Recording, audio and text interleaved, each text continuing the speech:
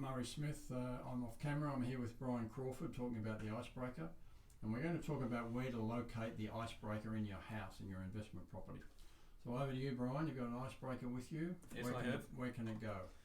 Okay, well, firstly, there's a garage through this wall, and if there was a meth lab manufacturing ice through there, the vapours would drift through the house into a lounge room. I know that because I have actually tested a house where there was a meth lab in a garage, and the lounge room and the kitchen were actually positive. And it was a similar configuration to this? Very similar configuration to this, yes. Yeah. Okay, I'll just show the lounge room here. We're going to go through there in a moment, and then the kitchen. So it means the vapours can't be contained in one room, is that right? That's dead right. Okay. Yep. So where might you put the icebreaker while we're in this room? Okay, while we're in this room, well, below the picture here wouldn't be suitable. So you'd go above it up here. It has to be 30 centimetres from the roof, because you've got that's where what they call dead air accumulates. Okay. There's no airflow. So just below the ceiling. Can it be on the ceiling? It can be on the ceiling, yeah, preferably near the centre.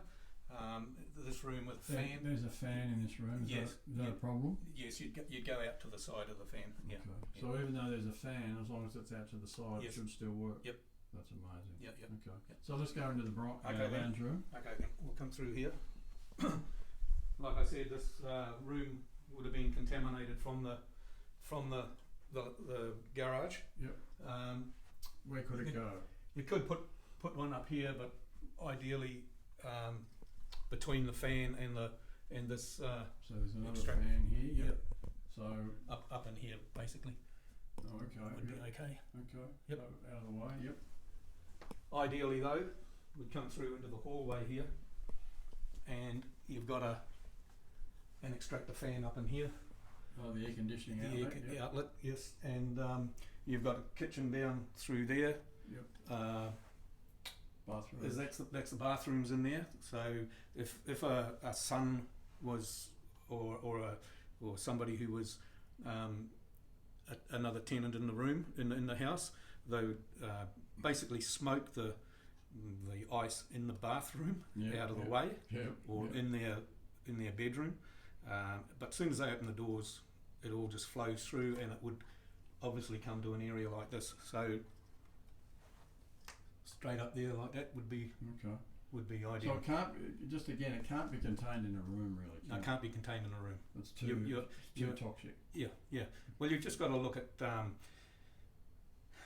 if you spray an air freshener or something around in a room, right, and then you open the door, somebody down the hall can smell it. So I'll say, oh, you've sprayed air freshener. Yeah, right, okay. It's very, very similar. Well, let's go out of the hallway into the family room and kitchen area.